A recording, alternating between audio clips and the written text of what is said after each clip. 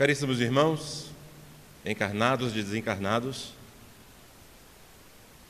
que Deus e o Mestre Jesus nos abençoe e nos proteja como sempre nos tem protegido, sempre, principalmente numa noite como hoje, que estamos chegando próximo do Natal, que muitos comemoram o nascimento de Jesus, e essa harmonia, esse sentimento, essa sintonia positiva que envolve todo o planeta, é favorável a uma situação como essa, de aprendizado, de auxílio a muitos irmãos que são trazidos aqui na noite.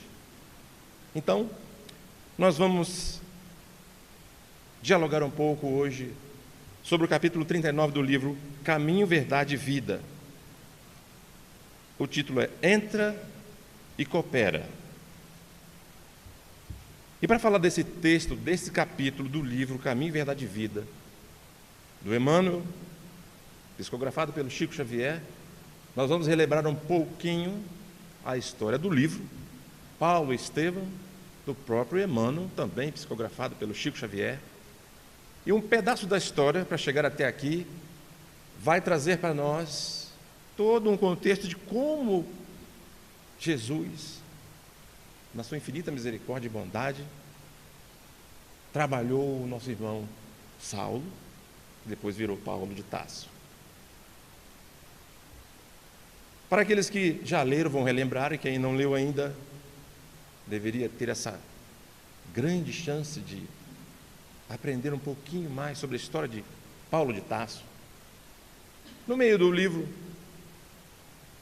Paulo já namorava com Abigail, o doutor da lei que defendia ferrenhamente o Velho Testamento, o Antigo Testamento, perseguia os cristãos, convidou a noiva Abigail para uma festa, que para eles era uma festa. A lapidação, o apedrejamento dos cristãos era uma festa, levar eles para o circo, para as feras, se divertirem, era uma festa muito grande. A Abigail, constrangida, porque ela era um espírito um pouco diferente, aceitou o convite. Nesse circo, estava lá o seu irmão Estevão, sendo apedrejado.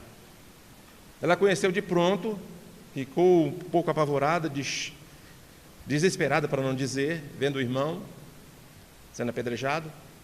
Logo após a situação, ele foi ainda com vida, levado a uma das salas do local onde sempre faziam esse apedrejamento. Saulo acompanhou Abigail e ela, tratando com carinho aquele cristão, todo ferido, todo arrebentado. Saulo não estava entendendo. O que é aquilo? Por que ela está tratando bem um cristão? Ele falou: Saulo, esse é meu irmão, que eu tanto lhe falei a vida inteira, contei a história dele, que eu sentia muita falta dele, que nós nos perdemos durante muitos anos, e esse é meu irmão. Naquele conflito gigantesco de Saulo, então, que Abigail fez aquela revelação, eles terminaram ali o noivado, naquele momento. Saulo seguiu o caminho e disse para Abigail que estava tudo terminado, não queria mais saber, que não podia conviver com alguém que aceitava ideias cristãs. Pronto. Dessa situação, passaram-se 8 meses. Saulo naquele conflito, continuando perseguindo os cristãos, e Abigail ficou numa cidadezinha próxima de Jope, chamada Jope. Essa cidade fica a 65 quilômetros de Jerusalém. E Saulo, ainda perseguindo os cristãos, depois de 8 meses, ficou com um remorso muito grande no coração. Falou: preciso ir atrás da Abigail, que eu não aguento mais de saudade dela. Eu pretendo esquecer tudo o que aconteceu, falar para ela do meu grande amor que eu tenho por ela, e desfazer tudo o que aconteceu entre nós. E pegou o cavalo e foi até Jope. Chegando lá, encontrou Abigail doente já do pulmão, já tossindo sangue, já no final da vida. E ele entra em desespero, porque com 8 meses sem ver a noiva, depois daquela situação embaraçosa dela protegendo um irmão cristão, ele fica desesperado. E começa a vir na mente: por que eu não vinha mais tempo? Por que eu deixei isso acontecer? Começa a se sentir culpado. E ela, com a calma num espírito evoluído e elevado, fala: Saulo, não fique assim.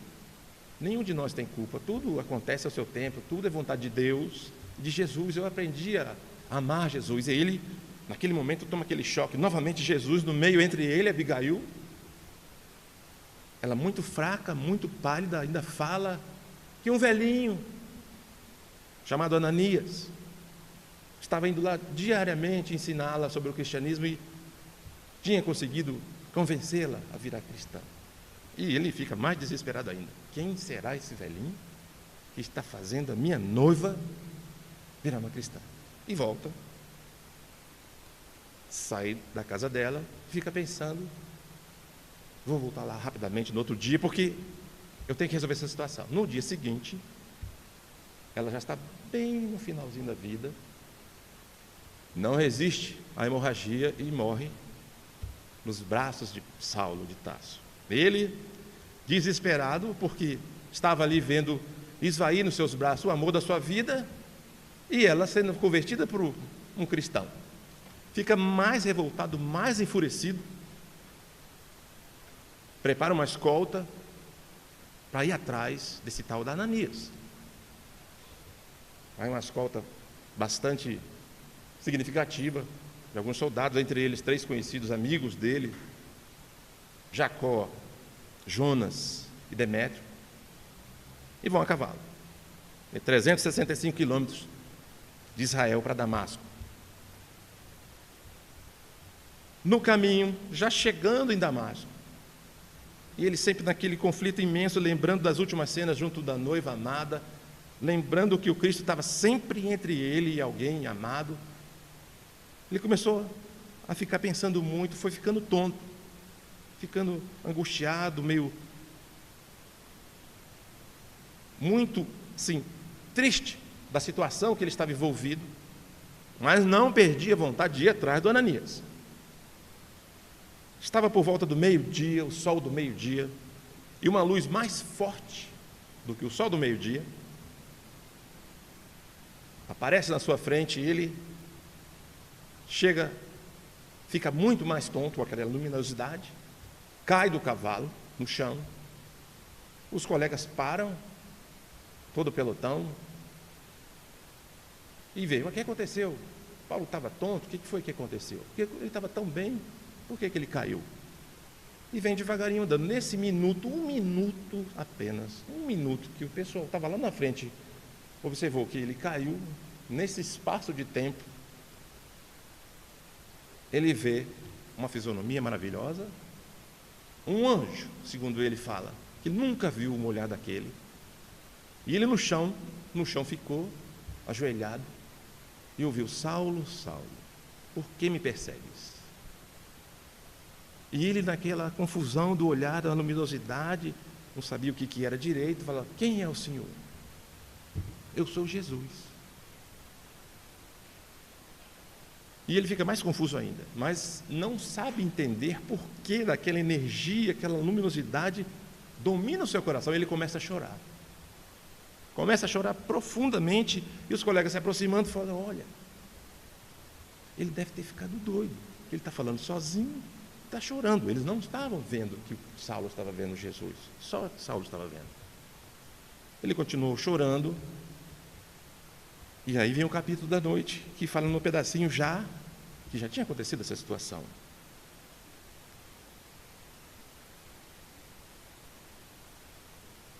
Senhor, o que queres que eu faça?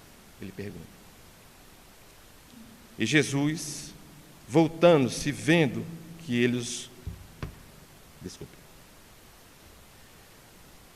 E ele, tremendo, atônito, disse: Senhor, o que queres que eu faça? Respondeu-lhe o Senhor: levanta-te e entra na cidade, e lá te será dito o que te convém fazer. Olha que interessante.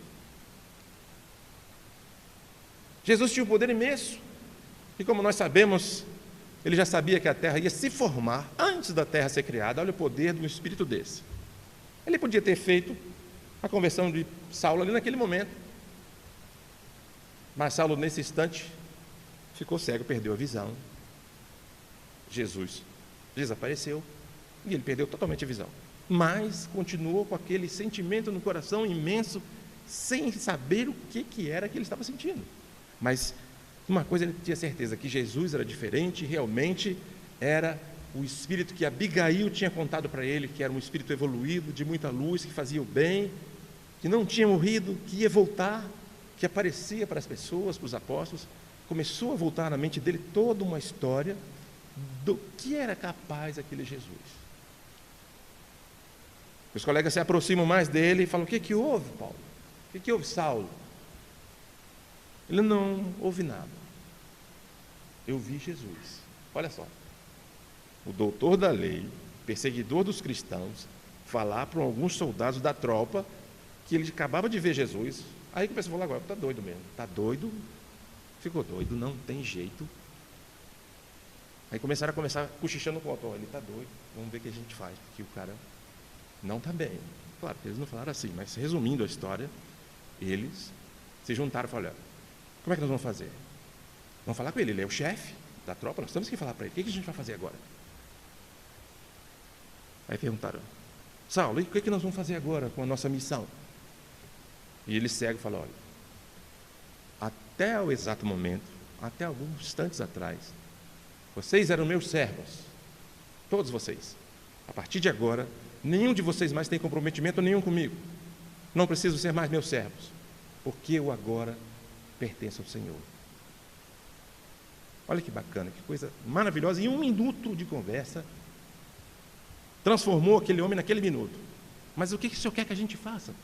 Eu quero que vocês continuem e me levem até Damasco. Me deixem lá. Jesus não falou para ele que Ananias ia lá. Falou: vai lá na cidade, que alguma coisa vai acontecer. Vai para lá. E aguarda, que te será dito o que você vai fazer, o que te convém fazer. Ele podia ter falado: você vai ficar bom agora, já te curo da cegueira, pronto, está convertido, sai já pregando. Não. Precisou o tempo amadurecer um pouquinho, apesar dele ter ouvido o próprio Jesus falar. Aquela situação, ele conversou com a tropa: olha, não mais pertenço a esta situação de mando, eu agora sou um servo do Cristo. Jacó, Jonas e Demétrio conversaram: olha, nós temos que continuar com a tropa não pode ficar aqui esse monte de gente, um monte de dia viajando, nós temos que seguir o caminho, continuar a nossa missão. A gente deixa ele lá em Damasco e segue. Quem vai ficar com ele? O Jonas: eu fico. Então tá bom, você leva para ele até um hotel lá, deixa ele lá. Ele tem algum dinheiro? Tem umas moedas no bolso, então deixa ele lá com a moeda no bolso, deixa no hotel lá e vamos seguir viagem. O Jonas ficou, levou até uma hospedaria de Judas, era o dono da hospedaria. Chegando lá na hospedaria, ele continuou falando: olha, pode ficar tranquilo, não tenha medo, me deixe aqui que eu sei o que eu estou fazendo. E o Jonas: o senhor tem certeza? O senhor quer ficar sozinho? Não, não estou sozinho. Pode me deixar aqui que eu já sei o que vai acontecer. E Jonas falou assim: ficou doido mesmo, cego, dizendo que viu Jesus. Agora quer ficar sozinho, cego, aqui numa cidade que ele não está acostumado a ficar numa situação como essa. Quem vai ajudá-lo? Ele: não, Jonas, fica tranquilo, pode ir. Jonas, naquele momento, pensou: eu não volto mais aqui, porque como é que eu vou convencer os outros que o doutor da lei, perseguidor dos cristãos, agora vai seguir Jesus? Vão me apedrejar também, eu vou sair fora. Foi embora. Largaram ele lá, nessa hospedaria de Judas. Ele ficou lá 3 dias. 3 dias. Sozinho. Pensando, meditando, relembrando nas palavras de Jesus, daquele minuto sagrado, nas palavras que Abigail lhe havia dito 2 dias antes, contando toda a sua conversão através de Ananias. E ele pensando: como pode, né? As coisas acontecem dessa forma, eu estou aqui, não sei o que vai acontecer, não sei quem vem aqui. Jesus não tinha falado para ele que ia lá. No 3º dia, bate a porta. Aí o hospedeiro chegou: olha, tem um senhor querendo falar com o senhor aqui. Ele: pode entrar. Entra. Ele fala: quem é? É Ananias, o velhinho que ele ia matar, que ele ia crucificar, fazer um monte de coisa. A missão dele era essa: perseguir Ananias para fazer ele pagar a situação que ele tinha feito com Abigail. E ele, naquele momento de angústia, ele pensa: meu Deus, o lobo e o cordeiro junto. E agora, quem é o lobo? O lobo fraco, abatido, cego, e o cordeiro vem ajudar o lobo. Aí ele começa a chorar de novo, se ajoelha no chão. E Ananias: não fique assim, Saulo. O Senhor me disse para vir aqui restaurar a tua visão. Tu vais voltar a enxergar e vai continuar a tua missão, que agora, sim, você está pronto para propagar e divulgar a doutrina do Cristo para todos que necessitam. Ele se ajoelha, Ananias volta a restaurar a visão dele, ele volta a enxergar. E aí, uma maravilha de história que o livro conta maravilhosamente. Ele sofre bastante, o Saulo. Mas esse pedacinho interessante da história que fala da cooperação, entra e coopera, vai lá, para a gente mostrar: olha, Jesus pode fazer um monte de coisa por todos nós. Os Espíritos também, nossos anjos guardiões também. Só que o que é interessante fazer? Nós temos que aprender por nós mesmos. Qual é a cooperação que existe dos Espíritos para conosco? Eles nos intuem, através de sonho, através de pensamentos. Olha, fulano não faz isso, vai por aqui, vai por ali, procura fazer isso, através de várias formas. Eles não podem pegar nosso braço, nossas pernas e sair andando, passando por tudo que nós temos que passar. Como Jesus podia ter feito com Saulo, ele não fez. Deixou ele passar ali os 3 dias, aguardando, pensando, refletindo na vida toda que ele havia feito, e foi tratado daquela forma maravilhosa por Ananias, voltou a enxergar e seguiu sua vida. Muitos de nós buscamos a casa espírita, buscamos várias outras instituições, procurando ajuda imediata para o nosso problema. Eu quero ir lá porque eu estou sofrendo, que ninguém resolve meu problema. Eu quero ajuda agora, tem que ser agora. Mas nós sabemos se nós merecemos ou precisamos ou temos condição de receber aquela ajuda naquele momento. Será que vai ser bom ou ruim para nós um auxílio imediato? Talvez esse espaço de tempo entre a nossa necessidade e o atendimento é que tem a reflexão nossa para entender o que nós precisamos mudar para merecer melhores situações. Então, essa cooperação que nós temos ouvido sempre de muitos espíritos está nos vários livros. Um interessantíssimo, o título Pensamento e Vida, também, do Emmanuel. O título, número 3, Cooperação. Umas frases interessantíssimas, que eu vou pedir a permissão para vocês para fazer uma pequena leitura. No mundo íntimo, a vontade é o capitão que não pode relaxar no mister que lhe é devido. Assim como o administrador de um serviço reclama a ajuda de assessores corretos, a vontade não prescindirá da ponderação e da lógica, conselheiros respeitáveis da chefia das decisões. No entanto, urge que o senso de cooperação seja chamado a sustentar-lhes os impulsos. Nas linhas da atividade terrestre, quem orienta com segurança não ignora a hierarquia natural que vige na coexistência de todos os valores dispensáveis da vida. Na confecção do agasalho comum, o fio contará com o apoio da máquina.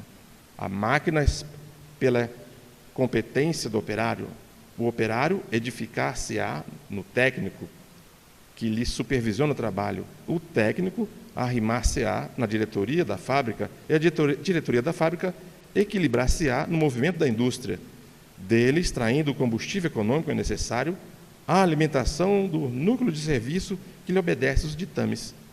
Quer ver, a cooperação, como está dito aqui no Pensamento e Vida,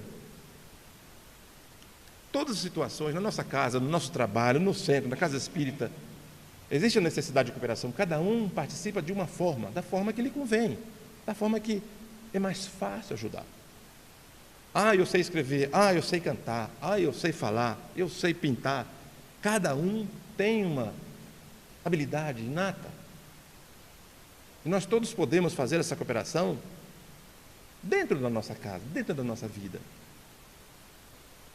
Cooperar é uma coisa assim, muito mais ampla do que a gente pode imaginar. Existe um movimento cooperativista, é uma situação real. No Brasil, e inclusive na Alemanha, 68% do PIB vem do cooperativismo. O que é cooperativismo? As pessoas se juntam. Por exemplo, olha, eu tenho uma fazenda que eu produzo 10 litros de leite. Eu tenho outra propriedade que produz 5 litros. O caminhão não vai se deslocar de uma fábrica para ir buscar 5 litros de leite, mas se todos os vizinhos se juntarem e colocarem um galão com 200 litros de leite, o caminhão vai lá buscar. Esse é o ideal cooperativista. Você se junta aos pequenos produtores e vão fazer aquela forma de união para que todos saiam ganhando. O cooperativismo físico é assim. E o espiritual? Eles estão ao nosso lado 24 horas por dia, nos ajudando, tentando nos intuir para que nós possamos decidir as melhores opções na nossa vida, e não ir para um caminho que vai nos trazer muitas situações difíceis. Ah, mas o Espírito podia ter me dito porque eu não ia por aqui, eu ia por... Qual seria o nosso mérito se todo dia tivesse o Espírito falar, olha, não vai por aqui não. Olha, a gente ouvisse fisicamente, como se fosse um telefone, um WhatsApp, ó, não vai por aqui não, vai por ali. Igual o Waze, né? A gente procura o Waze para ver qual é o melhor lugar mais fácil de andar. E nós temos que ter essa consciência, que a cooperação dos Espíritos para conosco não é da forma que nós queremos, da forma que nós merecemos. Por exemplo,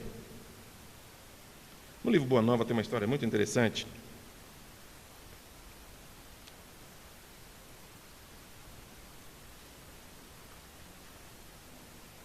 Tadeu, um dos discípulos de Jesus, vendo que Jesus conseguia dominar várias pessoas possuídas pelo demônio, obsediadas, loucas, ditas como loucas, ele ficava impressionado que Jesus conseguia fazer esse monte de coisa. Certa vez, Jesus não estava próximo, chegou uma pessoa lá, passando mal, obsediada, naquela época dita como louca, com um demônio no corpo, e Tadeu orou, colocou a mão, pôs as mãos sobre ela, fez muitas coisas e não conseguiu tirar aquele espírito obsessor daquela pessoa.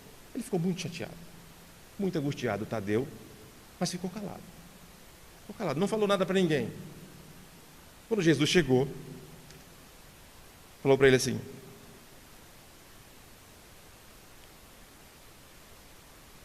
Tadeu, qual o principal objetivo das atividades da tua vida? Olha a pergunta de Jesus para o Tadeu, já sabendo o que tinha acontecido. Aí Tadeu respondeu: Mestre, estou procurando realizar o reino de Deus no meu coração. Já deu uma dica, eu sei que eu preciso melhorar, estou procurando um caminho aí. E Jesus falou para ele: se procura semelhante realidade, por que reclamas no adversário em primeiro lugar? Seria justo esqueceres as tuas próprias necessidades nesse sentido? Se buscamos atingir o infinito da sabedoria e do amor do nosso Pai, indispensável se faz reconheçamos que todos nós somos irmãos no mesmo caminho. Aí o Tadeu fala: mas Senhor, os espíritos do mal são também nossos irmãos? Jesus respondeu: toda a criação é de Deus. Os que vestem a túnica do mal envergarão um dia a redenção pelo bem. Acaso poderias duvidar disso? O discípulo do Evangelho não combate propriamente o seu irmão, como Deus nunca entra em luta com seus filhos. Aqueles apenas combate toda manifestação da ignorância, como o Pai que trabalha incessantemente pela vitória do seu amor junto à humanidade inteira. O que ele disse em outras palavras? Se você não consegue tirar as coisas difíceis dentro de você ainda, como você quer tirar o demônio dos outros? Resumindo, o texto é maior um pouquinho, é isso que acontece. Aí ele começa a falar mais na frente: mas por que o Senhor, que tem um poder imenso, que consegue tirar o demônio de todo mundo, já chama todo mundo que está endemoniado aqui, a gente reúne, tira de todo mundo e fica todo mundo livre, ninguém mais tem um demônio. Ele fala aqui na história. Aí Jesus fala, mas Tadeu, todo mundo tem o seu tempo. Você ainda não conseguiu dominar todos os seus ímpetos, como muitos irmãos ainda não conseguiram. Então a cooperação entre todos eles, se aprendendo junto, mutuamente, melhorar-se diariamente, vai fazer com que a humanidade inteira evolua e consiga vencer o mal. Olha que interessante. O Tadeu replicou, mas por que o senhor não faz lá e tira o demônio de todo mundo? O senhor tem poder. Ele não falou, eu posso sim. Ele não falou, não. Vocês têm que evoluir. Todo mundo tem que evoluir. E para a gente evoluir tem que ser junto. Ninguém consegue evoluir sozinho. A luta é conjunta. Nós temos que aprender a ajudar uns aos outros. Às vezes você erra aqui, o fulano erra ali. Puxa, mas eu errei, eu não devia ter feito isso. Eu falo, não, você não fez, mas eu já fiz isso também. Então, vamos parar de fazer, vamos fazer mais isso. Aí erra de novo, escorrega. É nessas idas e vindas, nessa nossa luta diária, nós temos que parar e lembrar dessas situações, dessas passagens. Olha, Jesus já sabia disso, da nossa fragilidade há muitos séculos, e continua nos esperando a nossa evolução. E nós temos que fazer o quê? A nossa boa vontade, cooperar com o que a gente pode, com o nosso sentimento sincero. Olha, eu errei, me desculpa, não posso mais continuar nesse erro, mas vou tentar melhorar, vou tentar sair dessa para uma melhor. Mas vou lutar, vou tentar melhorar. Porque está no próprio Evangelho. Como se conhece um verdadeiro espírita? Reconhece-se o verdadeiro espírita pelos esforços que ele faz para dominar as suas más tendências. Olha só que legal. Pelo esforço que ele faz para dominar. Não é para assim, como é que você reconhece o espírita? Pelo santo? Não. Pelo esforço que ele faz para dominar as más tendências. E só esse esforço já é uma coisa muito grande, porque tem pessoas que desistem. Não tem mais jeito, seguir esse negócio de espiritismo é muito difícil, tem gente que foge, não volta mais, busca outras religiões, vai viajando por um monte de lugar, tentando achar um canto que fale para ela assim, do jeito que você está, tá bom, já virou santo. Aí ele vai ficar lá. Não existe esse lugar. Um lugar sério, vai falar, olha, para melhorar, nós temos que lutar diariamente, dormindo e acordado. Não é fácil, mas não é impossível. Nós estamos aqui para evoluir, para aprender. O máximo que vai acontecer é a gente não conseguir nessa encarnação. Vamos conseguir em outra. Nós vamos continuar lutando. Porque não é fácil a gente estudar, entender, falar assim, agora tem que colocar em prática. Aí que é difícil. Isso que é difícil. E dentro da família? É mais difícil ainda. Muito difícil. Por isso nós temos visto muitas famílias com pessoas dificílimas, com depressão, usando drogas, tentando suicídio, porque não há a cooperação, a interligação que é necessária, o respeito mútuo, o diálogo, para quebrar essas situações que vieram de séculos, de outras encarnações. E mais uma vez, a cooperação dos espíritos falha? Não. Eles estão o tempo todo do nosso lado, só aguardando o momento que a gente já dá uma brechinha com a nossa sintonia. Isso, agora, esse é o caminho certo. Vai, meu filho, que agora você vai conseguir. Nós todos não somos perfeitos. Estamos aqui para aprender. Deus, Jesus, sabem disso. Mas a gente tem que ter boa vontade, como diz no Evangelho. A força de vontade não pode nos derrubar. Ela tem que nos ajudar. Se você desistir, vai ser difícil. Nós vemos muitas situações de pessoas, eu parei, não vou mais. Não vou mais lutar. Se entrega. No próprio Lar dos Velhinhos, nós conhecemos muitas situações lá. Tem idoso de lá com 98 anos, lúcido. Em cadeira de roda, mas lúcido, conversa, brinca, alegre. E tem outros com 70 anos, nem levanta a cabeça. Nem levanta a cabeça para dar um bom dia. de triste, de prostrado, de angustiado, de magoado com a família porque deixou ele lá. Por quê? São privilegiados de Deus? Não, um não desiste. E aí, tudo bem? Tudo bem. Tem um senhor lá que ele só mexe a cabeça e pouco, com alas dos dependentes. Chega lá de dar o passe nele de tarde, como é que está o senhor? Ele, tudo bem. Já pensou? Uma pessoa que não sai da cama o dia inteiro, só mexe a cabeça e falar que está tudo bem? E nós, muitos de nós, acontece uma coisinha de nada, uma coisa diferente na nossa vida, já fica chateado, amargurado, depressão, vai no psicólogo, quer ser tratado. O melhor psicólogo que tem para nós é o Lar dos Velhinhos Maria de Madalena. Vamos lá, que nós vamos curar toda a depressão que nós temos. Você vê cada situação, cada ruim, que você pensa, olha, eu não sinto nada, eu sou muito feliz, sou muito alegre. Tem um lá que só os mais antigos vão lembrar dele. Ele estava só a pele e o osso, tinha uns 20 anos. Toda vez que a gente ia dar passe, ele fala, nossa, tomara que ele desencarne logo, porque está sofrendo muito, cheio de ferida. A pressa era nesse sentido. Ele se recuperou, está inteirinho lá, mudou de ala, voltou para a ala masculina, cego, mas está inteiro. Eu pensei que ele ia morrer do jeito que ele estava. Então, quem somos nós para saber o nível de sofrimento que a pessoa é capaz de suportar? Ele está bem hoje. E o quarto dele é um dos quartos mais cheirosos que tem. E ele é cego. Ou seja, problema, deficiência nenhuma é motivo para você ter um lugar sem ser cuidado. E eu falo para ele, sempre quando eu falo, olha, o seu quarto é um dos quartos mais cheirosos que tem aqui. Ele fica rindo. Que bacana. Eu vi ele várias vezes, era só pele e osso com ferida. Eu falei, ele vai morrer. E não morreu. Interessante. Muitos anos.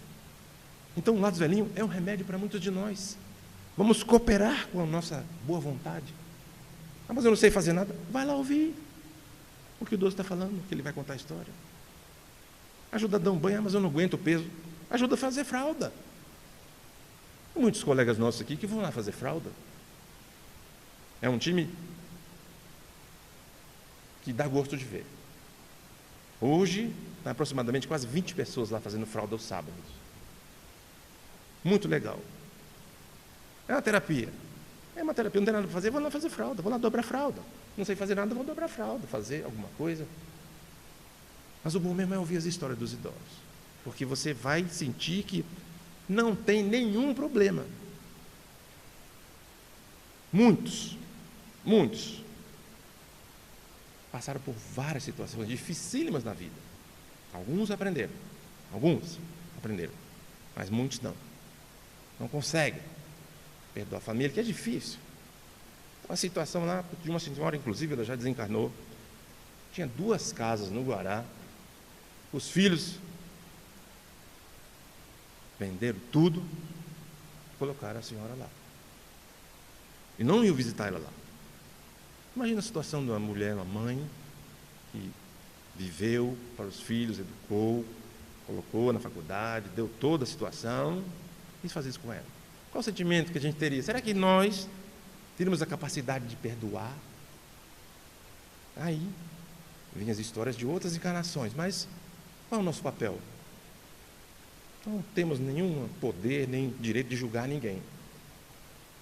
Mas ela tem todo o direito de sentir uma mágoa assim? Tem o direito dela. E o papel nosso? Conversar, brincar, tirar ela dessa situação, desse pensamento. Falar, olha, tem um monte de amigo aqui, um monte de gente bacana, vamos cantar, vamos conversar. E fazer com que ela se sinta bem. Olha como é que é difícil.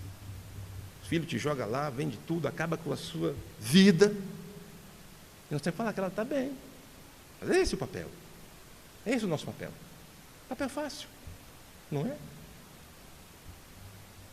Então nós todos temos capacidade de cooperar com o Lar dos Velhinhos, com a creche, em várias situações, dando um pouquinho do nosso conhecimento. Ah, eu sei pintar, vai lá pintar um quadro. Eu sei fazer comida, vai lá na cozinha ajudar. Você varrer o chão, vai lá catar um papel lá, qualquer coisa.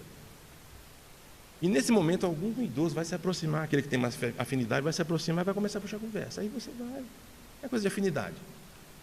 E vai ouvindo as histórias. E é o melhor remédio antidepressivo que existe, é o Lar dos Velhinhos.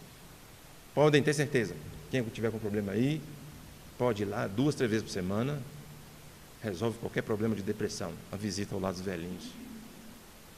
Que é uma obra maravilhosa. Nosso irmão Jorge Cauê deixou para nós. Nós temos que tocá-la, nós temos que fazer com que ela continue. Que daqui a um dia nós vamos estar lá. Vai ter que ser um cabo pesado para poder me puxar na cadeira de roda, que eu tenho no mínimo hoje 100 quilos, então se eu tiver lá o velhinho de 100 quilos, vai ter que ser uns 2 para carregar na cadeira de roda. Já fico preparado. E ajudou, puxa aqui, igual tem uns lá pesados. Tem alguns pesados lá, mas faz parte da nossa vida. É uma aula maravilhosa lá dos velhinhos.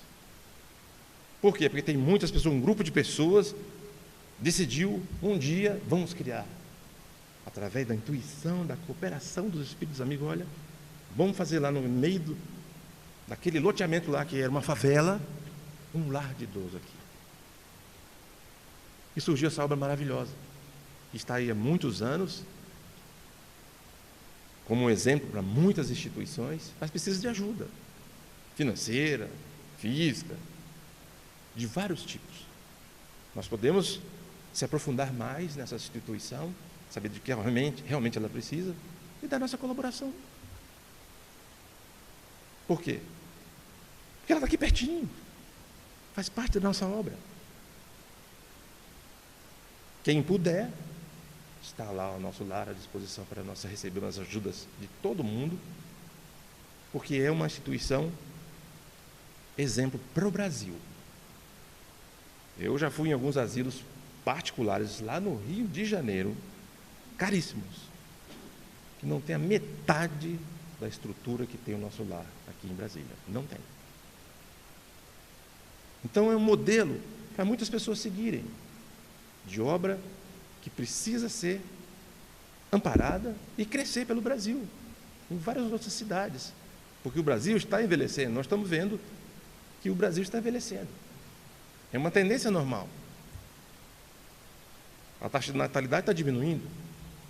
Nós temos que nos preocupar com isso. E falando em cooperação, do nosso tema, tem uma historinha muito interessante, nós não vamos ler ela toda, só fazer um resumo desse livro, Jesus do Lar. Muitas pessoas já viram essa historinha, mas nós vamos relembrar. A bênção do estímulo. A bênção do estímulo. Um pai de família morreu. 6 filhos. Ficaram desesperados. E agora o que a gente vai fazer? Não temos mais nosso pai para ajudar, que o pai sustentava todo mundo. E agora? A mãe teve uma sacada. Falou, olha, não fique preocupado não. Seu pai deixou um tesouro aqui na caixa. Uma caixa de madeira trancada, é um cofre. Mas ele disse que é para abrir só daqui a um tempo. Mas não se preocupe não, que o que tem aqui vai dar para a gente viver o resto da vida. Mas vamos trabalhar. Enquanto isso, tá bom, mamãe. 6 filhos, ficaram empolgados, eles moravam de aluguel. Começaram a trabalhar, saíram do aluguel, compraram uma fazenda, foram vendendo coisas, criando um patrimônio maior. Resumindo, estavam independentes já depois de 6 anos. Falaram, mamãe, vamos abrir a caixa? Vamos abrir a caixa. Aí na caixa tinha um bilhetinho.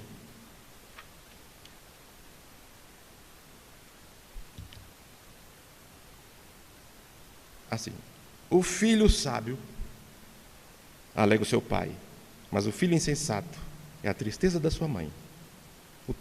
Os tesouros da impiedade de nada aproveitam, contudo, a justiça livra-nos da morte e do mal. O Senhor não deixa com a fome a alma do justo. Entretanto, recusa a fazenda dos ímpios. Aquele que trabalha com a mão enganosa empobrece. Todavia, as mãos dos diligentes enriquecem para sempre. Só tinha um bilhete na caixa, não tinha dinheiro nenhum. Tinha esse bilhetinho, dando incentivo ao trabalho. A cooperação dos 6 filhos, da família, fez com que eles conseguissem independência, independente do pai ter morrido. Então a situação que mostra para a gente que nós somos capazes de muita coisa. Olha só, eles pensando que na caixa tinha o dinheiro, começaram a trabalhar. Olha que bacana. Que ideia que a mãe teve. Muito feliz. Fez com que as pessoas entendessem, olha, se a gente trabalhar, a gente consegue sair. Vamos mudar de vida. Mudar de situação através da cooperação mútua dentro da própria família. Começa ali. E aí se expande para outros lugares, outras instituições, que nós podemos ajudar. Depende de nós. Porque nos será cobrado do tanto que nós sabemos. E se nós sabemos, nós temos o conhecimento, nós somos capazes de mudar muita coisa na nossa vida e na vida daqueles que estão próximos a nós. E todos nós somos irmãos. Todos nós, independente da vontade, somos irmãos. E podemos ajudar muitos irmãos que vão bater na nossa porta, encarnados e desencarnados também. Estão aqui conosco sempre, nos ajudando, nos abençoando. E essa era a pequena mensagem que nós tínhamos para deixar com vocês. E um Feliz Natal e um próximo Ano Novo para todos nós. Que Deus os abençoe, hoje e sempre.